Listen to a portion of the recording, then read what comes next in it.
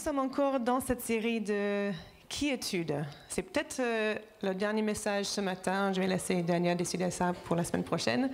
Mais ça fait depuis plusieurs semaines que nous parlons de ce sujet de la quiétude.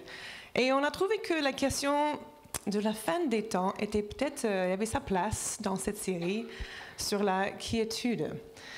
Il y a tellement de choses que nous avons vécues depuis bientôt 2 ans maintenant. Tellement de bouleversements dans notre société. On a souvent entendu le mot apocalyptique en parlant des choses que nous vivons. Et je me rappelle un moment, en mars ou avril, je ne sais même plus, pendant le premier confinement en tout cas, j'ai fait une balade tôt le matin et j'étais la seule personne dans la rue. Tout était fermé dans les parcs et tout ça, donc je ne pouvais même pas aller dans un parc sur le canal pour me balader. J'étais dans la rue, au milieu de la rue parce qu'il n'y avait personne. C'était 6h30 peut-être du matin, mais je marchais, c'était étrange, personne.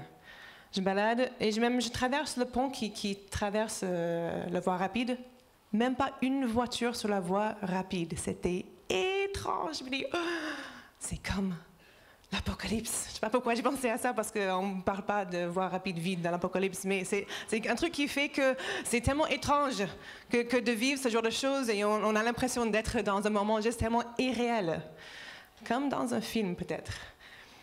Le sujet de la fin des temps nous intrigue et peut-être ça peut troubler certaines personnes. Donc peut-être ce sujet a tout à fait sa place dans la série de la quiétude. Pourquoi ce thème de la fin des temps peut nous parfois troubler ou perturber? Jésus en parle dans les évangiles. Il y a tout un passage en Matthieu, Marc, Luc qui parle de la fin des temps. On voit souvent ce passage en parlant de la fin des temps. On va rester plus ou moins dans le passage en Marc aujourd'hui. Et juste pour donner quelques exemples, quelques raisons pour lesquelles ça pourrait peut-être troubler quelques personnes. En verset 5, on parle du fait qu'on pourrait être induit dans l'erreur. Verset 6, on pourrait être trompé.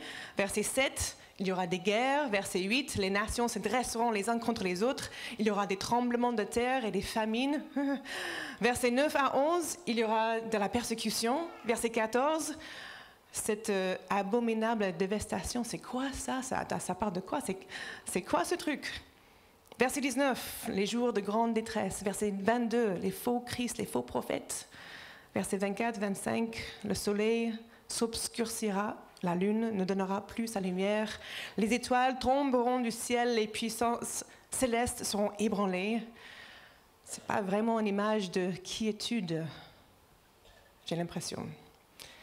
Verset 32, personne ne sait quand ces choses se produiront.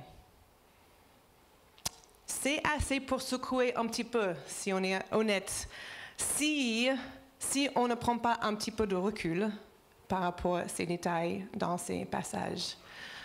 La difficulté, et ce sujet est extrêmement complexe et compliqué, et on ne peut pas du tout parler de ça dans un contexte d'un culte le matin. Il faut des heures, il faut des cours, il y a je ne sais pas combien de milliers, de millions de livres, d'articles, de choses qui ont été écrits sur ce sujet. Donc c'est difficile à comprendre. Même si on veut vouloir essayer de décortiquer toutes les choses, on ne peut pas tout comprendre sur ce sujet. Parce que ce qu'on lit dans la Bible n'est pas toujours clair. Il y a beaucoup d'images. Et ce qui est décrit dans la Bible sur le sujet est parfois vague. Et tout simplement, c'est difficile à comprendre. Du coup, il y a autant d'interprétations de ces événements que de personnes qui essaient de donner une explication sur le sujet. Chacun, bien sûr, est convaincu de la validité de ces explications. Ils vont montrer pourquoi un tel verset, pourquoi ce que j'explique est vraiment la vraie explication pour la fin des temps. Mais ils sont tous différents. Ils sont tous basés sur une manière d'interpréter les signes. Donc, la raison pour laquelle il y a autant d'interprétations, c'est parce qu'on ne peut pas vraiment savoir avec certitude tout ce qui va se passer à la fin. Donc, on va rester principalement dans ce que Jésus dit dans les évangiles. On va essayer de voir, juste pour un peu étirer certains sujets et peut-être ramener un petit peu de clarté en sachant en avance qu'on n'aura pas toutes les réponses. Donc, moi, si ça c'est clair, on y va, d'accord? On va commencer dans le chapitre de Marc, chapitre 13. Ce qu'on ne pense pas savoir, c'est quand Jésus explique un petit peu sur le fin des temps, le début de la conversation était un échange entre lui et ses disciples.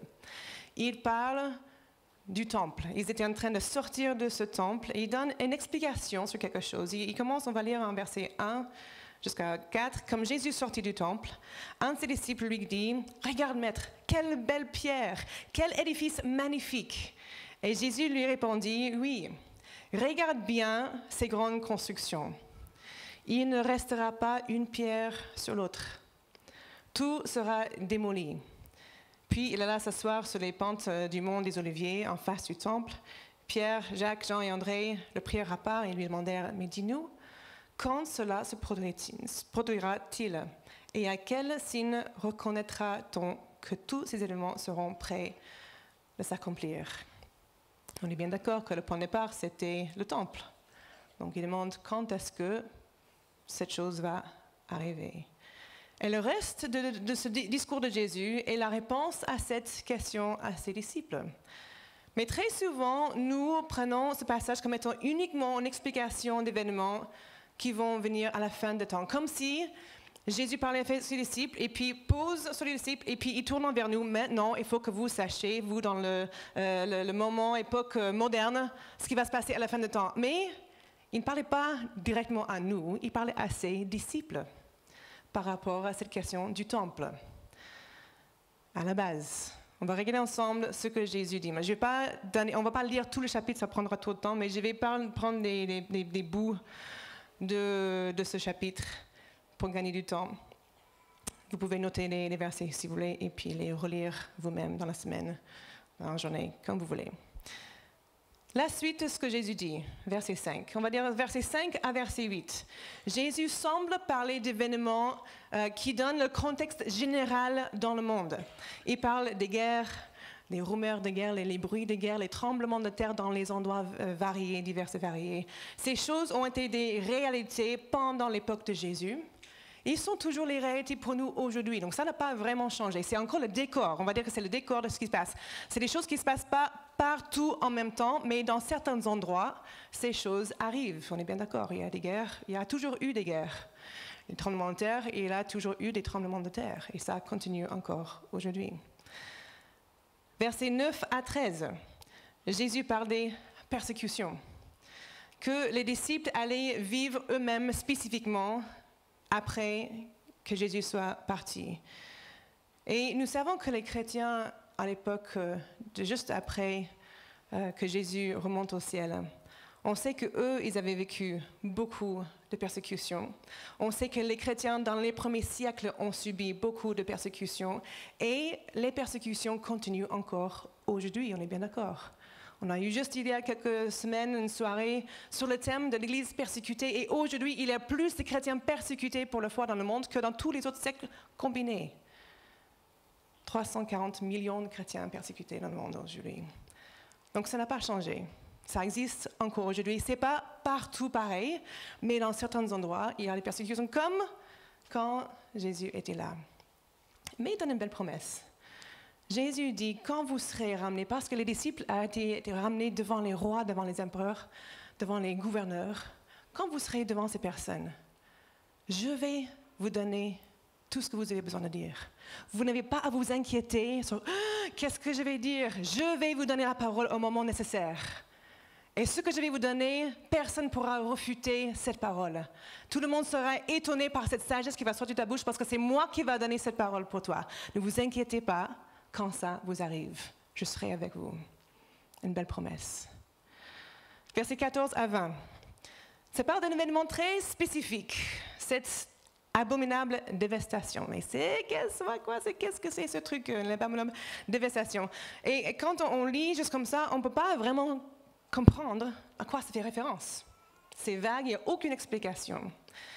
Mais si on prend le passage en Luc 21, ça explique un peu plus clairement de quoi ça fait référence. Luc 21, verset 20. « Quand vous verrez des armées ennemies encercler Jérusalem, et souvenez-vous, il parle aux disciples, dans leur contexte, quand vous voyez les armées qui vont encercler Jérusalem, sachez que la destruction est imminente. alors que les habitants de la Judée s'enfuient dans les montagnes, que ceux qui se trouvent dans Jérusalem s'empressent d'en sortir, que ceux qui seront dans les champs n'entrent pas dans la ville et pour une très très bonne raison. Vous vous souvenez de la discussion par rapport au temple, au départ? Jésus donne plus de détails par rapport à ce qu'il allait se passer au temple, la destruction du temple, qui s'est passée juste un peu moins de 40 années plus tard, après sa mort. Pour donner un peu l'histoire, Jérusalem faisait partie de l'Empire romain à cette époque et l'armée romaine avait encerclé Jérusalem en avril dans l'année 70. L'armée avait été envoyée pour mettre à terme les rébellions qui se passaient de la part de certains juifs contre les dirigeants romains. Et beaucoup de juifs se rassemblaient dans la ville pour prendre refuge de ces attaques de l'armée. La ville était assiégée pendant plusieurs mois, jusqu'à dans le mois d'août de cette même année, dans l'année 70. La famine est devenue vraiment très intense, très, très, très grave après quelques mois, avec les attaques autour. Et le temple a été brûlé et complètement démoli comme Jésus avait prophétisé. Il y a eu énormément de morts dans ces moments-là. Et selon les sources historiques, il y a eu probablement à peu près 3 millions de Juifs à l'intérieur de Jérusalem par ce moment-là, à cause des fêtes de la Pâque juive, et aussi à cause du fait que les gens s'enfuyaient dans la ville pour se protéger dans la ville. Il est estimé que plus d'1 million de personnes sont mortes dans les attaques, hommes, femmes, enfants, tout confondu. Et tous les autres sont devenus prisonniers de l'armée de l'Empire romain. C'était clairement un moment très sombre dans l'histoire du peuple juif. Et quand on lit les récits historiques que j'ai lus cette semaine, et j'étais mais pris au cœur, mais c'est horrible quand tu vois tout ce qui se passe. Et on comprend pourquoi Jésus a dit que les habitants de la Judée s'enfuient dans les montagnes. Il dit n'entrez pas dans la ville parce que la ville sera détruite, le temple sera détruit, et vous ne voulez pas être là à ce moment-là. C'était la destruction et la mort tout autour. Après cette mise en garde de Jésus concernant la destruction du temple, il part du fait qu'il y aurait des faux Christ, des faux prophètes. Et si jamais quelqu'un devait dire à un disciple, voici le Christ, voici le Messie, il ne fallait pas croire cette personne, parce que ça serait un mensonge. Jésus termine son discours avec les paroles en versets 23 jusqu'à 26. « Soyez sur vos gardes. Je vous ai tout annoncé d'avance, maintenant vous êtes prévenus, ça va. Mais ces jours-là, après le temps de détresse, le soleil s'obscurcira, la lune ne donnera plus sa lumière, les étoiles tomberont du ciel et les puissances célestes seront ébranlées. Alors, on verra le Fils de l'homme venir sur les nuées avec beaucoup de puissance et de gloire. » Le retour de Jésus. Quand nous lisons ce chapitre, ou même le même récit en Matthieu 24 ou Luc 21, il faut comprendre que Jésus parlait à ses disciples à la base. Il pose une question, Jésus répondait à leurs questions à eux. Donc, tous ces détails s'appliquaient à eux, il y a 2000 ans quasiment. Certaines choses étaient le décor, qui continue encore aujourd'hui. Certaines choses sont déjà passées, comme l'attaque sur Jérusalem, et d'autres choses sont encore à venir, comme le retour de Jésus. Quand on lit ces chapitres, il faut toujours garder les choses dans le contexte. Si on veut aller à l'essentiel, il y a des choses importantes à savoir concernant la fin, parce que certaines choses nous concernent encore aujourd'hui. On est dans le contexte où il y a les guerres, les tremblements de terre, tout ça, ça existe encore aujourd'hui. On le voit. Il y a des points, on va avoir 3 points, les choses qui sont vraiment clés essentielles à savoir retenir par rapport à ce thème. Le premier, c'est la fin des temps doit venir. C'est prévu. Ça doit venir. Jésus a prévu un moment de fin et on ne peut pas arrêter la fin des temps.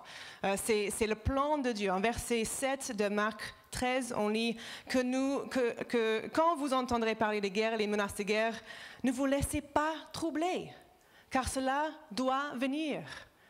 Ne vous laissez pas troubler quand vous entendez les choses. Je sais que ça peut, s'il dit, c'est parce qu'il sait que ça peut troubler. Donc il compatit. Mais il dit, quand vous entendez ça, soyez rassurés. Soit doit venir, je sais que ça va venir, c'est prévu en avance. Ne soyez pas troublés. Je pense qu'on se laisse troubler quand on imagine une scène de chaotique, une scène d'anarchie, on peut lire des passages et on a l'impression que c'est l'anarchie totale, c'est le chaos total, et on est pris de peur. Mais attention que les films avec une ambiance un peu apocalyptique n'introduisent pas dans vos pensées les choses qui n'existent pas dans la parole de Dieu. Ou ne commencez pas à agrandir encore plus sensationnel les choses qui ne sont pas clairement dites dans la parole. Il n'y a pas de question de chaos mondial, comme si Dieu allait se retirer de nous et nous laisser nous débrouiller sans lui tout seul. Jésus n'a jamais dit que nous serions seuls. Au contraire, il dit « Ne vous soyez pas troublés ». Même aujourd'hui, on peut avoir l'impression que l'incertitude, on peut avoir l'impression qu'on est juste laissé comme ça, mais ce n'est pas vrai. N'oubliez pas celui qui domine sur les nations, qui domine sur la terre. Et ça ne changera pas dans la fin des temps. Au contraire, c'est lui qui dominera même sur les événements de la fin des temps. Et nous pouvons lui faire confiance et ne pas être troublés par les choses qui pourraient potentiellement nous secouer à l'intérieur. 2, Dieu a prévu que la fin arrive. La fin doit arriver. 1, 2, Jésus a prévu que la fin doit arriver. Et s'il nous a prévenus, c'est pour que nous ne soyons pas surpris. Prenons donc chaque événement qui pourrait peut-être potentiellement refléter la fin des temps. On peut prendre ça comme être rassurant. Ah, Jésus a dit que ça allait venir. Ah, c'est très bien, c'est prévu. C'est prévu, d'accord. On n'a pas besoin de s'inquiéter. Si Jésus nous a prévenus, c'est pour que nous puissions être rassurés quand ça arrive. Pas inquiétés. Il sait. Il a annoncé. Ça veut dire qu'il maîtrise. Il est au courant. Et nous n'avons pas à craindre. On n'a pas besoin de s'inquiéter. Il a même dit à ses disciples en Luc 21, verset 28, quand ces événements concernant commenceront à se produire, levez la tête et prenez courage, car alors votre délivrance sera proche. Lever la tête, c'est comme prendre une posture d'espoir. Prenez courage, n'ayez pas peur, je reviens. Et vous serez sauvés. N'ayez pas peur. 3e point essentiel. Chaque génération, depuis le départ de Jésus, anticipe son retour. Et comme la génération avant nous, il y a un potentiel que nous ne voyons pas son retour pendant notre vie. Il y a un fort potentiel qu'on ne voit pas ces choses jusqu'au bout. Quand j'étais plus jeune, j'étais persuadée que ça allait être le lendemain et le lendemain. Mais je sais que Dieu tient les temps entre ses mains. Donc il y a le potentiel que nous ne voyons pas ces choses dans notre vie comme les autres générations qui ont chaque génération attendu le retour de Jésus. En verset 32 de Marc 13, « Quant au jour et l'heure, personne ne les connaît, même pas les anges dans le ciel, ni le Fils. Le Père seul les connaît. Faites bien attention, restez éveillés et priez, car vous ignorez quand ce temps viendra. » Qu'est-ce qu'on fait du coup? On doit attendre. Qu'est-ce qu'on fait pendant ce temps d'attente? Il y a 2 choses à ne pas faire. 1, quand on veut veiller et attendre que Jésus revienne, on ne va pas garder nos yeux rivés sur le ciel en me disant, est-ce que c'est maintenant? Est-ce que c'est maintenant? Maintenant? Et on ne garde que là. Si on fait ça, on va rater tout ce qui se passe juste à côté, juste devant nous. Il y a des choses que Dieu nous a données à accomplir sur cette terre. Donc, ne gardons pas les yeux fixés tout le temps sur le ciel comme si on devait voir, parce que Dieu nous donne les choses juste devant nous à vivre sur cette terre. Numéro 2, une deuxième chose à ne pas faire. Bon, on ne va pas se laisser séduire non plus par les personnes qui s'autoproclament Christ. C'est quelque chose qui revient plusieurs fois dans ce que Jésus a dit. Attention, les personnes qui disent le Christ, le Messie, c'est moi, qui vont faire tout plein de miracles pour faire waouh aux gens. C'est un point qui revient, donc on va quand même reconnaître que c'est des choses qui se passent. Combien de fois on a entendu des histoires des personnes, des groupes sectaires qui commencent avec quelqu'un qui dit « j'ai reçu une révélation », il commence à proclamer les choses. Si ça tourne autour de Jésus ou pas, mais tôt ou tard, ce groupe il commence à faire des dérives Et ça s'éloigne de l'Évangile si c'était même une partie du message du départ, on ne sait même pas. Et ce groupe est perdu dans la nature. Discernez les messages que vous entendez. Sur l'Internet, il y a de tout. Il y a de tout. Si nous croyons tout ce que nous voyons ou lisons, on est mal. On doit discerner ce que nous lisons, ce que nous écoutons. Est-ce qu'un tel message m'amène à vouloir m'approcher de Dieu, encore connaître Jésus davantage, encore suivre comme son disciple, ou est-ce qu'un tel message m'amène à vouloir suivre un homme ou une femme ailleurs? La proclamation de la parole de Dieu doit toujours nous amener à vouloir connaître Dieu et lui seul. Connaître Jésus en qui il est et être comme lui. Point. Les choses à faire. Je vais continuer, en attendant, de grandir et avancer dans ma foi, tout simplement. Dieu nous a mis sur cette terre pour une raison. Et ce n'est pas pour qu'on passe notre temps à régler le ciel en attendant qu'il arrive, en faisant que ça toutes nos vies. Il nous donne chacun une mission et la grande majorité des enseignements de Jésus tournaient autour du sujet du royaume de Dieu. Comment le vivre?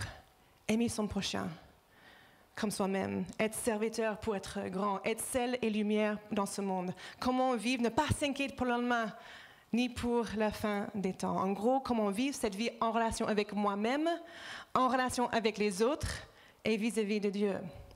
Donc si Jésus a estimé par la proportion de ses enseignements que c'était plus important de savoir comment on doit vivre nos vies ici sur cette terre, avec un message relativement court par rapport à la fin de temps, juste pour qu'on soit prévenu, alors nous aussi, on devrait prêter attention sur notre manière de vivre, la manière de cultiver notre foi, avancer dans notre foi avec Jésus-Christ, sans oublier non plus ce que Jésus a dit par rapport à la fin de temps, mais juste pour que ça ne soit pas le point central. Ce n'est pas le point central dans notre vie spirituelle, ni dans nos préoccupations. C'est intéressant d'ailleurs que juste après ce passage sur la fin des temps dans le livre de Matthieu, juste après on voit la parabole des talents. Et dans cette parabole, après le message sur la fin des temps, on voit très vite le lien entre ces deux enseignements. Alors que nous attendons le retour de Jésus, ne cachons pas et n'enterrons pas ce qu'il nous a confié. Ne faites pas comme si il revient, je cache les petites pièces qu'il m'a données, je les cache, je ne fais rien avec. Non, on va continuer à investir, on va continuer à être fidèle avec ce que Dieu nous a donné parce qu'il a mis ici avec une mission, avec une raison précise. N'oubliez pas ce que Dieu nous donne. Soyons fidèles avec ce que Dieu nous a confié. Quels sont les risques? Je vois deux risques dans le fait de se laisser troubler par le message de la fin des temps. 1. Il y a un grand potentiel, si j'adopte une attitude sur la crainte de la fin des temps, que je sois dans le jugement contre ce monde et notre génération. Quelque chose du style, mais c'est pas possible que tout se passe dans ce monde comme ça aujourd'hui, tu vois, c'est de pire en pire. Jésus, il va revenir bientôt, c'est pas possible qu'il nous laisse comme ça, dans cet état encore très longtemps. Je sais que plusieurs l'ont pensé, d'autres ont dit, c'est pas possible que Dieu nous laisse dans ce monde, dans cet état encore très longtemps. Et très souvent, par contre, malheureusement, cette pensée est accompagnée d'une absence de compassion, une absence d'amour pour ce monde dans lequel on vit.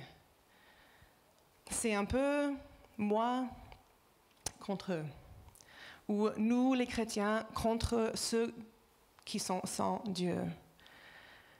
Mais cette pensée va m'amener à garder ma distance des autres avec une attitude de jugement et parfois même de la condamnation. C'est un risque si je me laisse troubler par le message de la fin des temps. Un autre risque, si dans la crainte de la fin des temps, quand je me laisse effrayer par ce que je vois aux infos, par ce que je lis ou ce que je regarde sur Internet ou ailleurs, si je me laisse entraîner dans la peur à cause de toutes ces choses, je risque de vivre dans une paranoïa constante.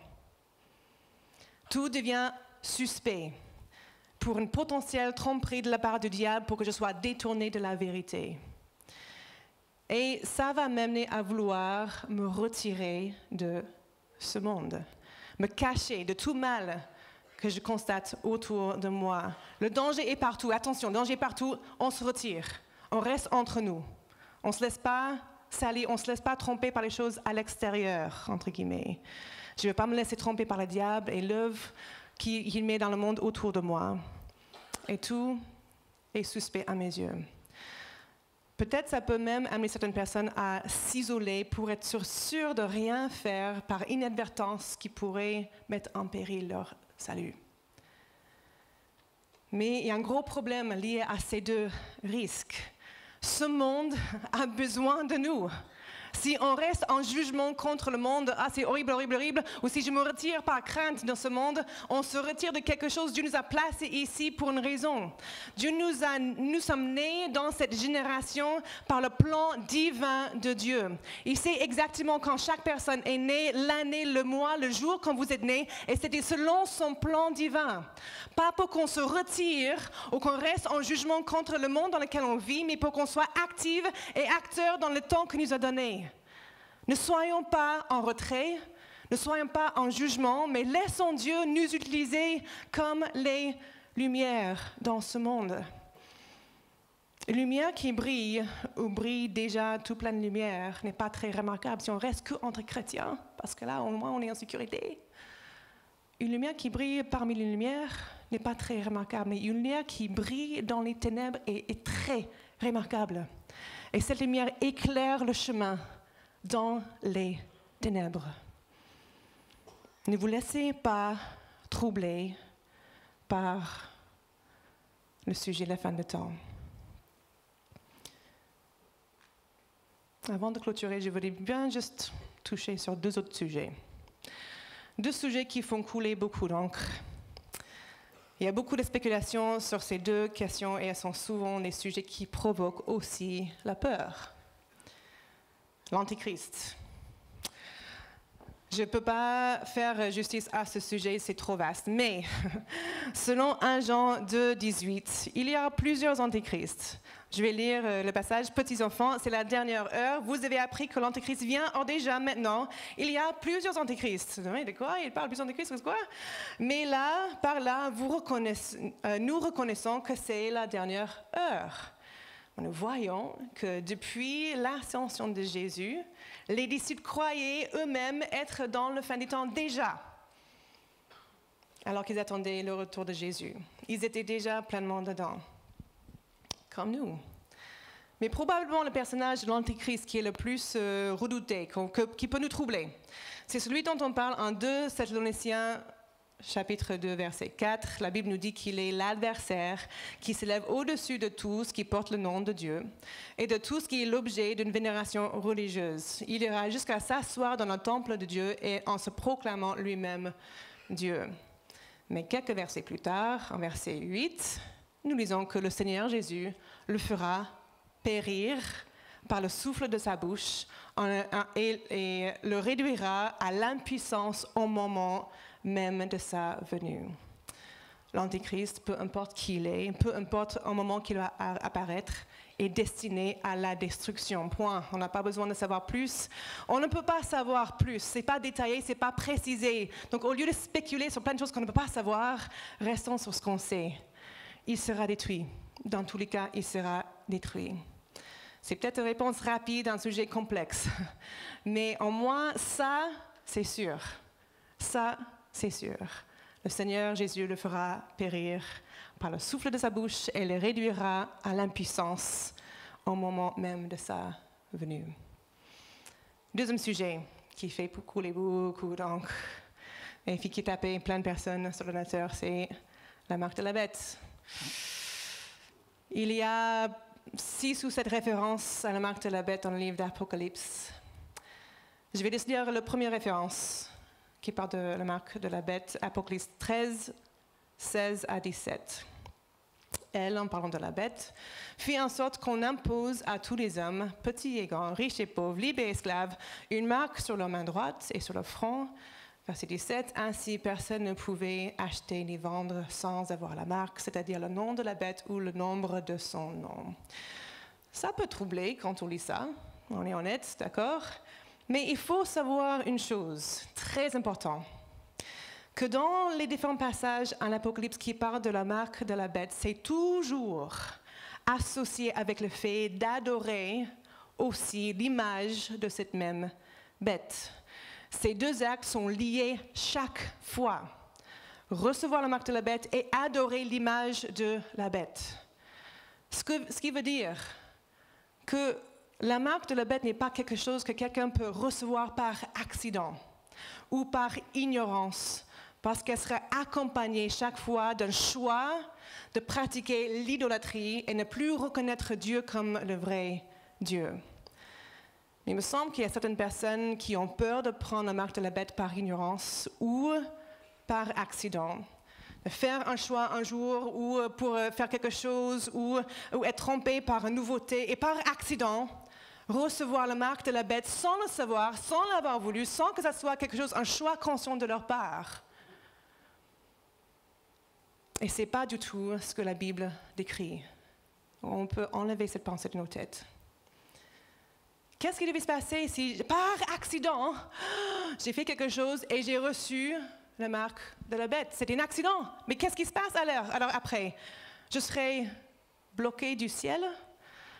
Je perdrai mon salut? Je serai rejeté par Dieu parce que par accident, par ignorance, j'ai fait un choix et finalement je me rends compte plus tard que c'est la marque de la bête? Tant pis pour moi. C'est ça? C'est ça? C'est trop tard maintenant. Je suis banni de la présence de Dieu pour toujours à cause de mon ignorance.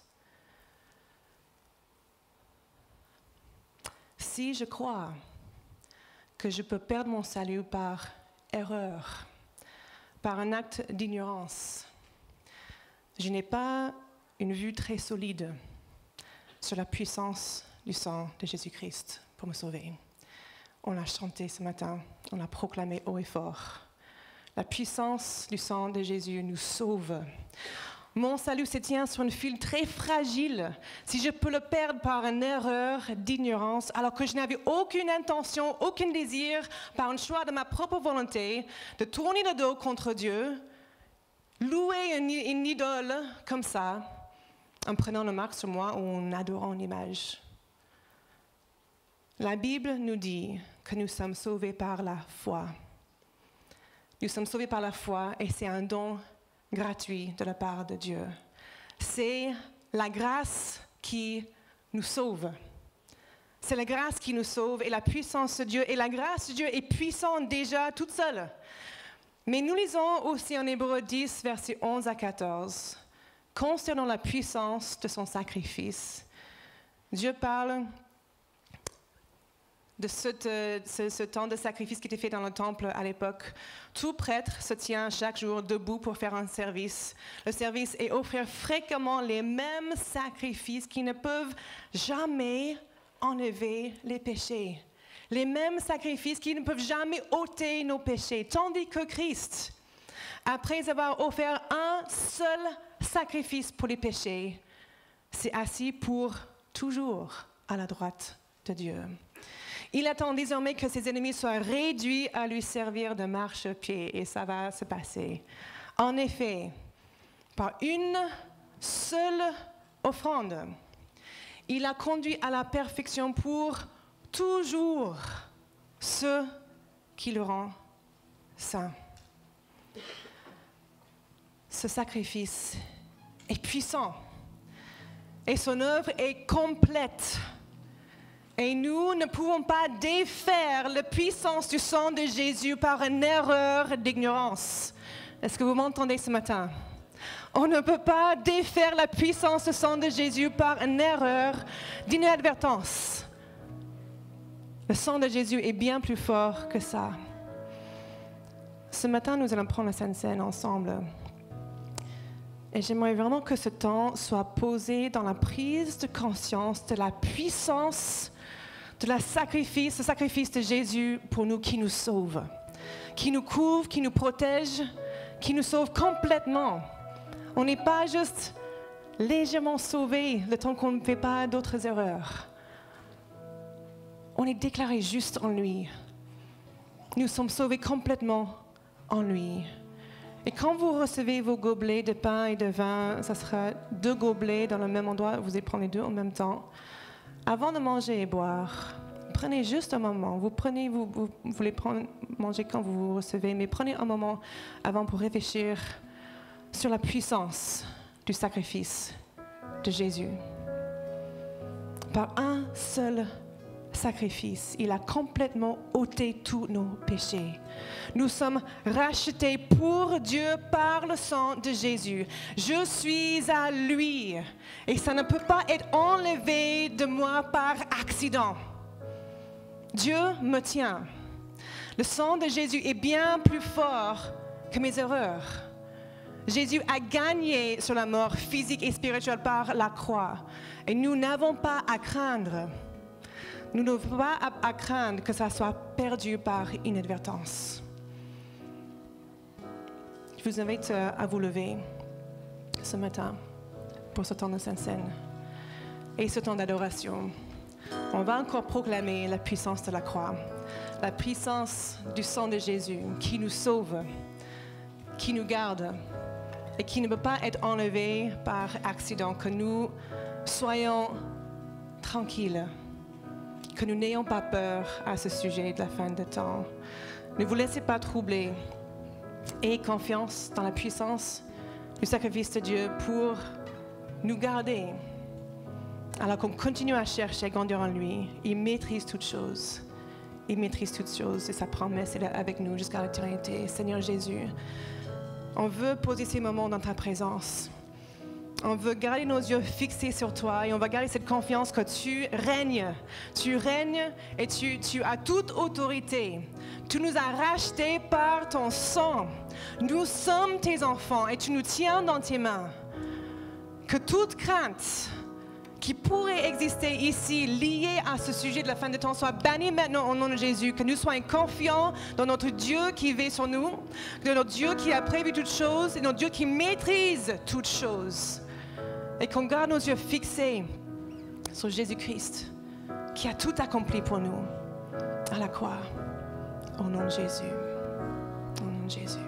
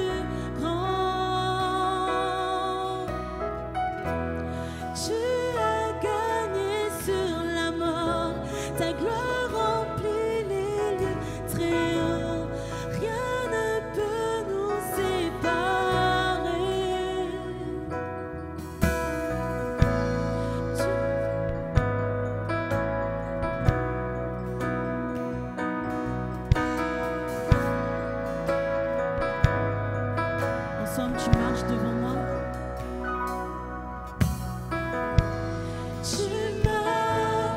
devant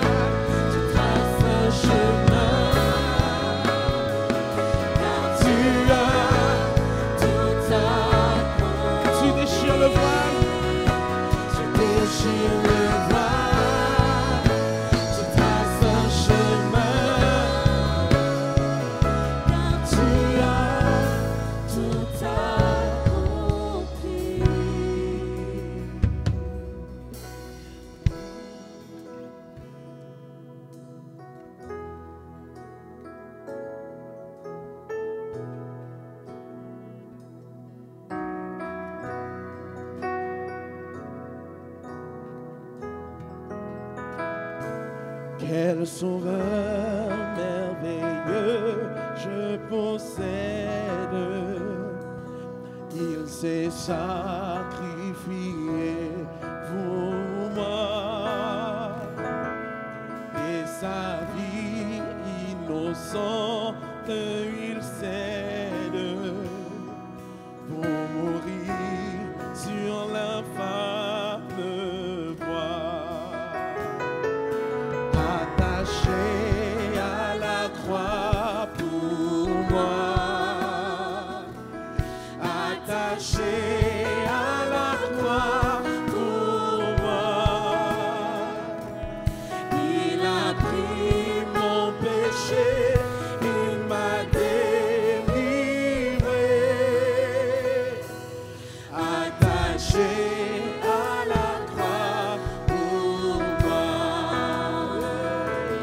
Maltraité, innocent pour ma vie, pour mes iniquités fut brisé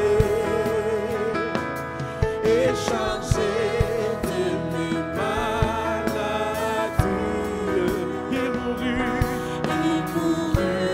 pour guérir, sauver. Attaché à la croix pour moi, il fut attaché pour moi, à la croix pour moi. Il a pris mon péché, il m'a délivré, attaché à la croix pour moi. À la croix, pour moi, tu fus attaché. Jésus, Jésus, oh, tu pris mon péché et tu me délivras. Attaché, il renonce à la gloire céleste. Il renonce à la gloire céleste pour le plan rédempteur de Dieu. L'apparence est la plus modeste. Oh, quel prix pour me rendre attaché à la croix pour moi, attaché à la croix pour moi. Dis-le, il a pris mon péché, il m'a délivré, attaché à la croix pour attaché à la croix pour moi. Merci Jésus, tu souffris Seigneur pour nous et tu nous donnas la victoire à la croix. Tu es mort Jésus et tu es ressuscité.